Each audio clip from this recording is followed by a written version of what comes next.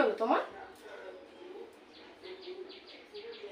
আজকাল দেখছি তুমি আমার কোনো কথাই শুনছো না। আমি তো কিছু তোমাকে জিজ্ঞাসা করছি নাকি? সকাল থেকে মন মর্জি মতো কাজ করেই চলেছো।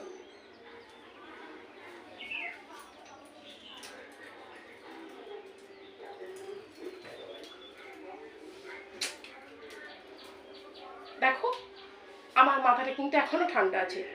এরপর যদি আমার মাথার গরম হয়ে যায় না, তাহলে আমার থেকে আর কেউ খারাপ হবে না। বুঝেছো তুমি?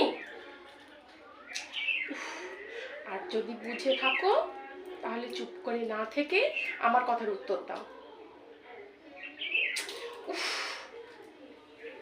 আরে কি হলোটা কি?